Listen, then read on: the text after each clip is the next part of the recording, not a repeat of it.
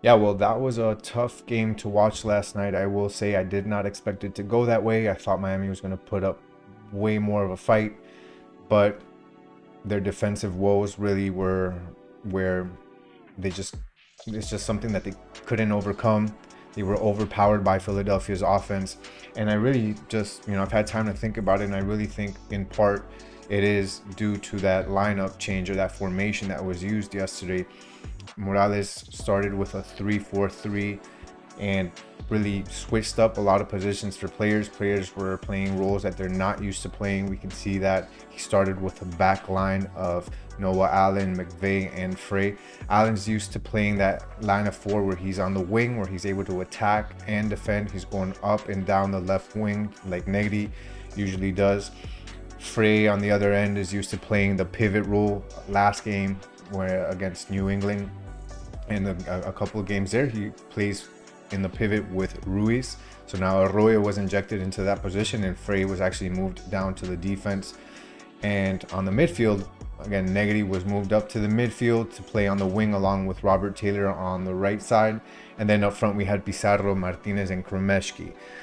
When I saw this lineup, it actually played out kind of how I thought it was going to play out. I knew that when Miami didn't have the ball, Negri and Taylor were going to incorporate themselves into the back line, and ultimately that was going to become a back line of five.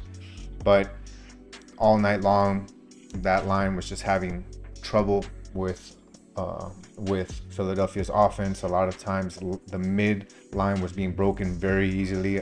Arroyo and Ruiz were just being broken through, and it was just led to a lot of tough times. So we'll go ahead and break down a few of these goals and see what stands out in each one.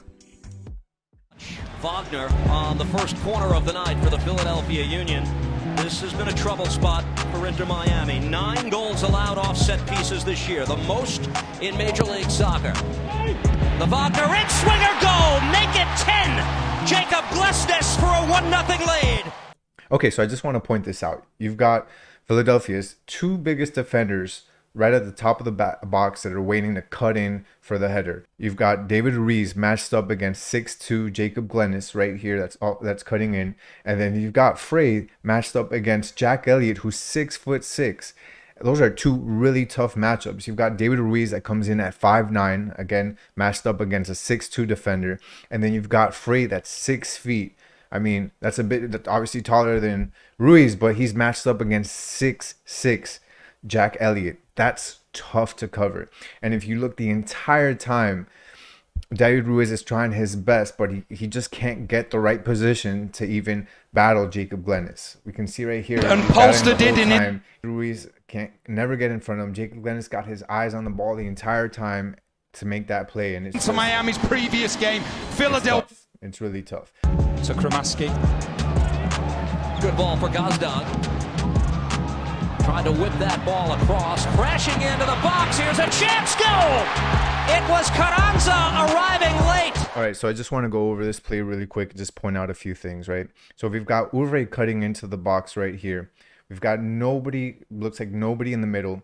We've got David Ruiz right here playing pivot. He's supposed to be watching this area right here. So this ball's going to get lobbed in. So we'll take a look at that. The ball gets lobbed in. This whole time, David Ruiz is just caught ball watching. He's literally just staring at the ball. And you've got Carranza that's going to sprint right past him, right into the box.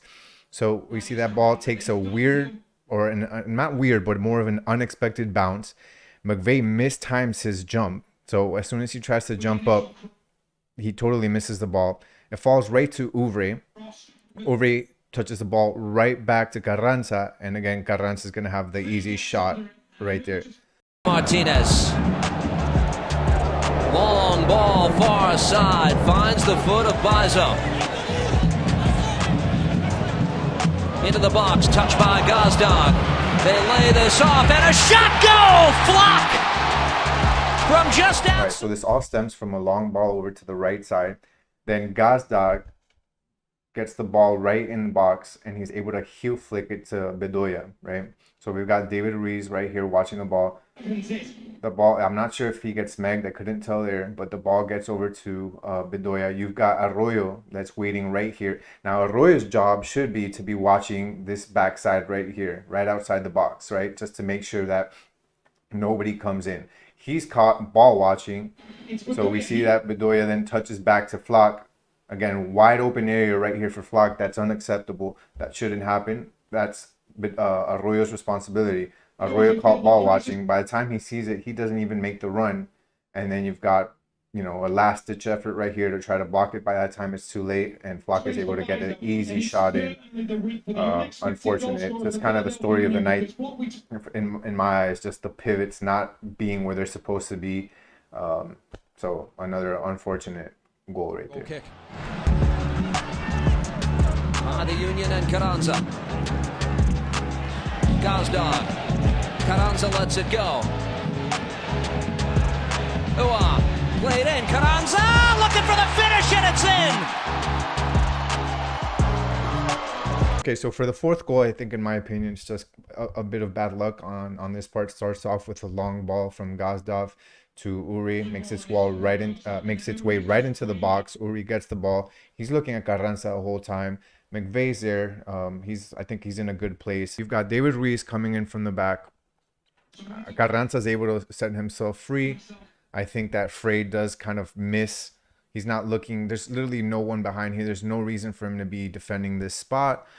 You know, he should, in my eyes, should have been with Carranza, paying attention to Carranza. He's just not, the awareness just isn't there, in my opinion. And then Carranza's able to get free. By the time Ruiz comes back, he's making a last-ditch effort to try to get the ball. Sticks his foot in there, does what any defender would have done, and just takes an unlucky bounce, in my opinion.